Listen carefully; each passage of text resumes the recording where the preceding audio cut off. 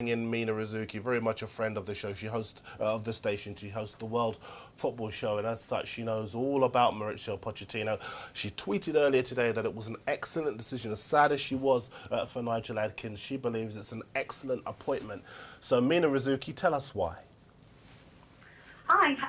Why do I think Mauricio Pochettino is such a great coach? Is because I think that he can give a club more than simply tactics and a winning mentality. I mean, they brought in this man, and he didn't have that much experience, but he knew exactly how to stabilise a team. He started to work on defensive movements to try to shore up the defence before he started to make them an attacking unit that pressed high up the pitch. He knows exactly how to manage his team. He's very good with his players, knows exactly how to open the lines of communication and develop them further. He's exceptional with kids as well. I know that, everyone talks about how raising youth is so important, all that, but he really is. I mean, he gave over a dozen players their debuts, and he was equipped with a side that was constantly stripped of their assets every summer. I mean, honestly, Espanyol had a terrible system. I mean, they're in financial debt. They had Ramon Planes, who's now gone, but their sporting director, who only really ever cared about the first team, never bothered to look at anything else, neglected all his other duties. They got rid of so many of their directors at youth level, the ones who coordinated the squads, who looked to build something, and they had to constantly rely on Pochettino with no money, stripping him of his best assets. And every year he came back and he created a great team that challenged, that did wondrous football, that had Guardiola saying, I feel very close to their style of football, which is, it's a compliment from the highest level. I mean, for Southampton, bringing him in, this isn't just a tactical man. This is a man who can revolutionise their youth structure as well. Yeah, I think Sam Allardyce recently said that that there's no such thing as pretty football anymore.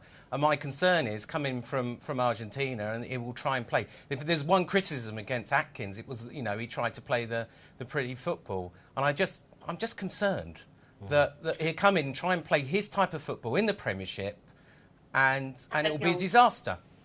It would just be that's not who he is. I mean, as much as he played a nice style of football, he was known to be a rather aggressive coach.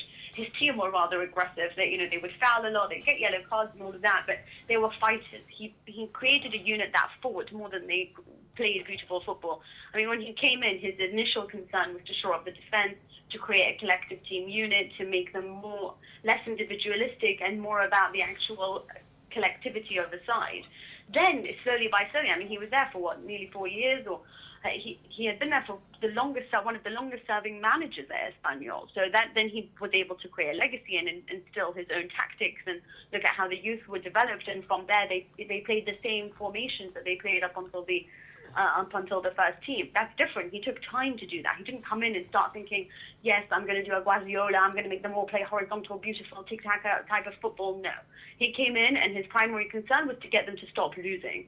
Once he managed that, then he starts to implement his own style. Mina, obviously, I hope that everything you say does come true, and I have not got one detrimental word to say about the man, and I hope he succeeds. But first of all, he's coming into a side that basically there's no international players there. There's no one that lays a glove on anybody, and they've got no aggression whatsoever. They already have the best youth policy. In fact, the under-17s are the best under-17 group they've had in 25 years. And I could name you 35 players that are playing in the top two divisions that have come through Southampton's ranks. Yep. So it's just the timing, really. He will get backed, and I hope everything you say is true. But it's just why. I agree with you entirely. But Guardiola was never going to go to a team that didn't have an already good enough youth system.